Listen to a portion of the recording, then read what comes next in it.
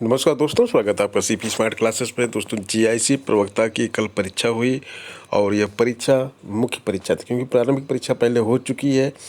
और जीआईसी प्रवक्ता की भर्ती में पहली बार मुख्य परीक्षा का प्रावधान रखा गया था।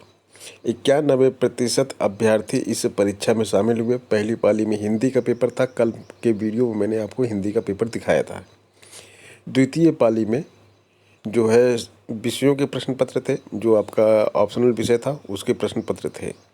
तो इस लिखित परीक्षा में अभ्यर्थियों को सवाल तो जो है वो संतुलित लग रहे थे, लेकिन सवालों की अधिक संख्या ने पसीना छुड़ा दिया। बड़ी संख्या में अभ्यर्थी पूरा प्रश्न पत्र हल नहीं कर सके और प्रवक्ता पुरुष महिला राजकीय इंटर कॉलेज में जो है 2020 में 91% अभ्यर्थी परीक्षा में उपस्थित हुए। परीक्षा 2 पालियों में हुई और यहाँ बता दें कि 16 विषयों की प्रवक्ता की परीक्षा थी। 1473 पद थे। 991 पुरुषों के थे, महिला के 482 थे। सबसे ज़्यादा पद गणित विषय के थे। गणित विषय में महिलाओं के पद जितने थे उतने उसके 13 गुना जो है महिला अभ्यर्थियों को क्वालिफाई करना था प्रारंभिक परीक्षा में, लेकिन 13 गुना महिलाएं वहां पर मिली ही नहीं। बहुत ही कम संख्या में महिलाएं थी जो प्रारंभिक परीक्षा पास कर पाई थी। तो कई ऐसे पद हैं जिसमें इसमें 40% जो मिनिमम क्वालिफाइंग क्राइटेरिया रखा गया है, अगर उतना नंबर ले आती हैं महिलाएं तो उनका प्रवक्ता बनना तय है। आरओ एआरओ भर्ती में सुनवाई की गुहार लगाई गई है और हाई कोर्ट के समीक्षा अधिकारी व सहायक समीक्षा अधिकारी की भर्ती का विज्ञापन सितंबर 2021 में जारी किया गया था, लेकिन इस पर एक जनहित याचिका पड़ी हुई है जिसकी सुनवाई नहीं हो पा रही है। याची अधिवक्ता सोमनाथ भट्टाचार्य के अनुसार 6 माह से विचाराधीन उनकी याचिका कई बार सुनवाई के लिए लगी, लेकिन अब तक प्रारंभिक सुनवाई नहीं हो सकी है। याची सोमनाथ भट्टाचार्य के अनुसार हाई कोर्ट के समीक्षा अधिकारी व सहायक समीक्षा अधिकारी के विज्ञापन के विरुद्ध यह जनहित याचिका पदों के लिए ईडब्ल्यूएस आरक्षण लागू न किए जाने के संबंध में है।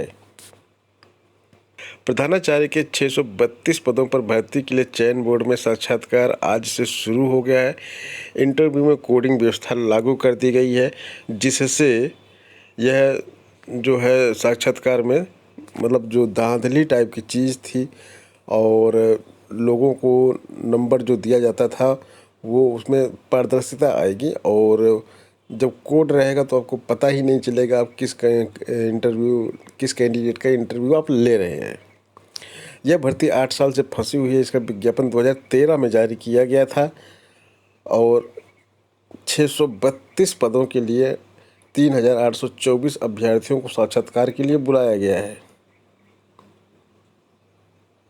यूक्रेन ने दावा किया है कि यूक्रेन में रूस की सेना ने फास्फोरस बमों से हमला किया है और यहाँ पे विदेशी हथियारों की खेप पर चेतावनी दी गई है। अमेरिका की यूक्रेन को $20 करोड़ के हथियारों की खेप देने की घोषणा करने के बाद एक वरिष्ठ रूसी राजनयिक ने चेतावनी दी है कि रूस विदेशी उपकरणों व हथियारों की खेप पर भी हमला कर सकता है। रूसी उप विदेश मंत्री सर्गेई शोइगु ने अमेरिका को चेतावनी दी कि कई देश यूक्रेन को हथियारों की सप्लाई कर रहे हैं। यह सिर्फ एक खतरनाक कदम नहीं, यह काफिले को वैध लक्ष्य बनाती है।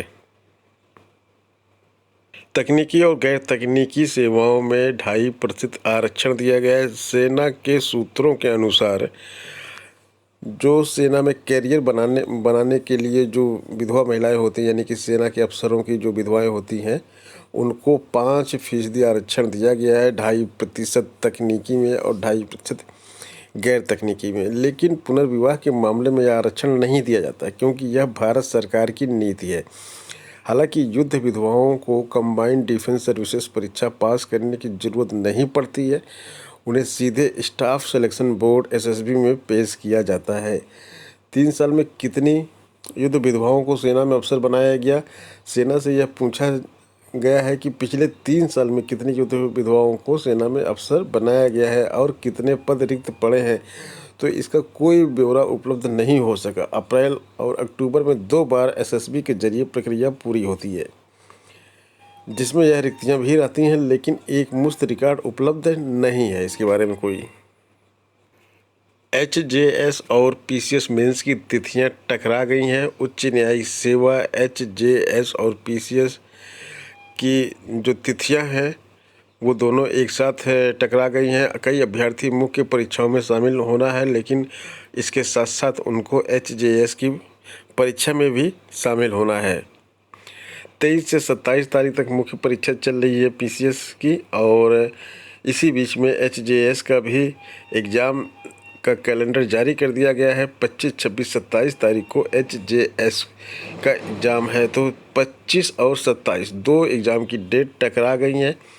तो इसमें जो है अभ्यर्थियों को एक परीक्षा छोड़नी पड़ जाएगी। दोनों परीक्षा समान तिथियों में होने के कारण शहर में परीक्षार्थियों की संख्या भी काफ़ी अधिक होगी, जबकि कोविड प्रोटोकॉल के कारण हॉस्टलों में कमरे मिलने में दिक्कत आ रही है।